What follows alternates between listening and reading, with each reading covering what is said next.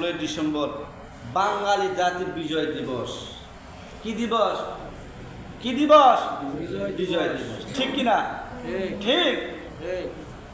এই বিজয় শুধু বাঙালিদের জীবনে আসেনি, যুগ যুগ যুগ যুগ ধরে বাবা আদম থেকে শুরু করে নূহ আলাইহিস সালাম থেকে শুরু করে আজ পর্যন্ত বহু দেশে, বহু ব্যক্তির জীবনে, বহু আল্লাহ নবীর জীবনে এই বিজয় এসেছে।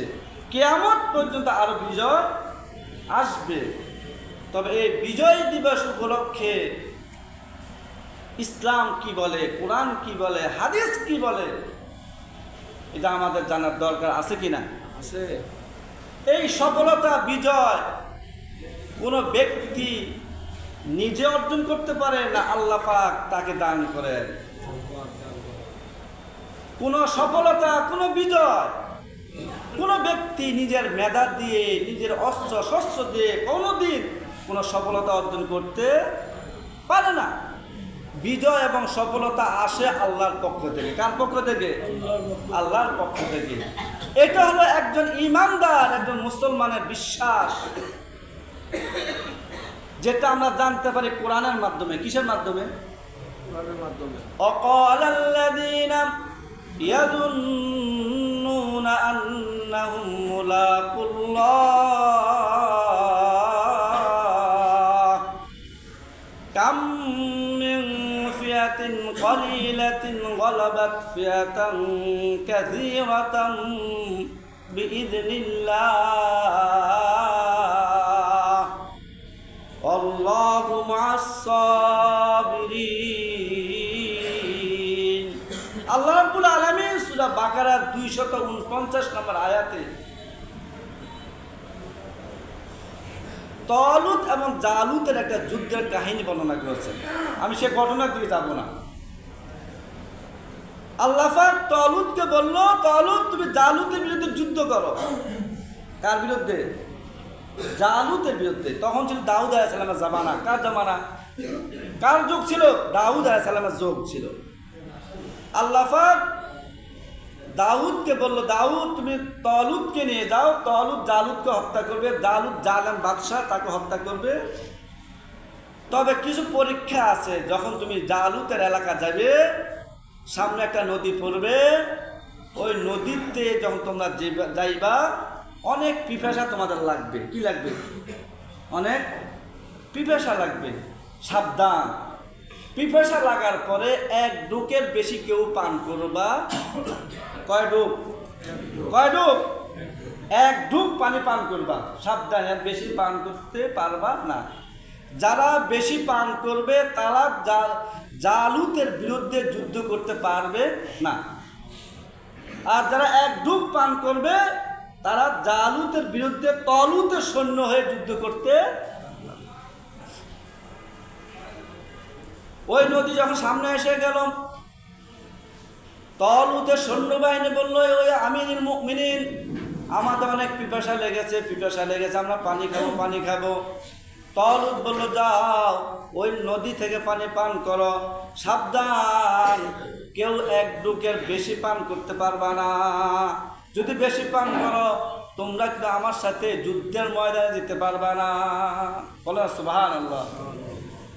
ওই নদীতে পড়ে তালুতের সকল বাহিনী মন ভরে, তৃপ্তি ভরে পানি পান করল। শুধুমাত্র মুষ্টিময় কয়েকটা সৈন্য ঈমানদার পানি পান করছে এক ঢোক। বাকি সবাই, অধিকাংশই একাধিক পেট ভরে পানি পান করেছে। এখন যখন নদীর ওই পারে যাবে, গিয়ে দেখে মাত্র মুষ্টিময় কয়েকজন লোক। এখন তাদের মনের ভিতরে ভয় ঢুকে গেল। হায়, জালুত এত বড় শক্তিশালী ক্ষমতাধর, যে জেরুজালেমের শাসক, আমরা এই মুষ্টিময় কয়েকজন মানুষ তার বিরুদ্ধে যুদ্ধ করতে পারবো? আমরা তো পারবো না। কারণ আমাদের সহকর্মীরা, আমাদের সহপাঠীরা আল্লাহর হুকুম এক ডুব পানি থেকে বেশি পান করে তারা নদীর ওই পারে রয়ে গিয়েছে। আমরা তো নদী পার হতে পারলাম। আমরা এখন কিভাবে জালেম শাসক জালুতের বিরুদ্ধে জিহাদ করব? তালুত বলল না, জিহাদ করতে হবে। তখন ওই মুষ্টিময় একজন লোক যে বক্তব্য দিয়েছে, যে ঘোষণা দিয়েছে, আল্লাহ রাব্বুল আলামিন সূরা বাকারার 249 নম্বর আয়াতে তাদের ওই বক্তব্যটা নকল করেছেন। সুবহানাল্লাহ। قال الذين يظنون أنهم ملاقو الله, ওই সমস্ত মানুষ যারা বিশ্বাস রাখে আমরা একদিন আল্লাহর সাথে দেখা করব। সুবহানাল্লাহ। মুলাকুল্লাহ, যারা বলে আমরা একদিন কার সাথে দেখা করব? কার সাথে? এই কথা যারা বিশ্বাস করে তারা বলল, কাম মিন ফিয়াতিন কলিলাতিন গলাবাত ফিয়াতান কাসীরাতান বিইذনিল্লাহ। ও আমার সাথীরা, আরে ভয় কিসের? আল্লাহ পাক অনেক অনেক ছোট দল দিয়ে বড় দলের উপর বিজয় দান করেছেন। বলেন সুবহানাল্লাহ। অনেক আল্লাহ পাক অনেক জায়গা অনেক যুগে ছোট দল দিয়ে, অল্প লোক দিয়ে হাজার হাজার সৈন্যের উপরে বিজয় দান করেছেন। তোমরা কিসের ভয় করো? চলো আমরা জালুতের বিরুদ্ধে জিহাদ করবো। সুবহানাল্লাহ। এই বক্তব্য শোনার পরে ওই তালুতের সৈন্যবাহিনীর মধ্যে ঈমানের জোর বৃদ্ধি পেল। তারা জালুতকে হত্যা করে ফিলিস্তিন দখল করলো। বলো সুবহানাল্লাহ। ওয়াল্লাহু মা'আস সাবিরিন, আল্লাহ পাক ধৈর্যশীলদের সাথে রয়েছেন। অতএব এই আয়াত দ্বারা বোঝা যাচ্ছে শক্তি দিয়ে, জনবল দিয়ে, অস্ত্র শস্ত্র দিয়ে ঈমানদার কোনো দিন কোনো যুগে বিজয় অর্জন করতে পারেনি, ভবিষ্যতেও পারবে না। ঈমানদার মুসলমান বিজয় হবে আল্লাহ পাকের সাহায্য নিয়ে। বলেন সুবহানাল্লাহ। ইতিহাস অনেক, আপনার বদরের যুদ্ধের ইতিহাস জানেন। একদিকে 313 জন, আরেকদিকে 1000 কাফের, অস্ত্রে শস্ত্রে সজ্জিত কাফের। আল্লাহ পাক 313 জন দিয়ে সে 1000 কাফেরকে পরাজিত করেছে। হুনাইনের যুদ্ধে একদিকে রোমান 30,000 সৈন্য, আরেকদিকে 10,000 মুসলমান। আল্লাহ পাক 10,000কে দিয়ে 30,000কে পরাজিত করেছেন। এভাবে ইসলামী ইতিহাসের দিকে তাকায় যদি আমরা, মুষ্টিময় মুসলমান দিয়ে আল্লাহ পাক হাজার হাজার কাফেরকে পরাজিত করেছেন। এই যে বিজয় আসছে অস্ত্রের জোরে নয়, লোকবলের শক্তিতে নয়, আল্লাহ পাকের কুদরত, আল্লাহ পাকের রহমতে বিজয় হয়েছে। সুবহানাল্লাহ। 1971 সালে আমাদের যে বিজয়, এটাও আল্লাহ পাকের রহমত, আল্লাহ পাকের রহমতে অর্জিত হয়েছে। অন্যথায় সে পাকিস্তানের সাথে যারা অস্ত্রে শস্ত্রে সজ্জিত, এদের সাথে আমাদের কোন 9 মাস নয় 9 বছরের যুদ্ধ করে বিজয় অর্জন করা সম্ভব হতো না, যদি আল্লাহ পাকের রহমত, আল্লাহ পাকের সাহায্য আমাদের প্রতি না থাকে। ঠিক কিনা? ঠিক। সম্মানিত হাজিরিন, কথা হলো বিজয় তো আল্লাহ পাক দেন নিজ দয়া কুদরতে। যারা বিজয়ী হন তাদের দায়িত্ব কি?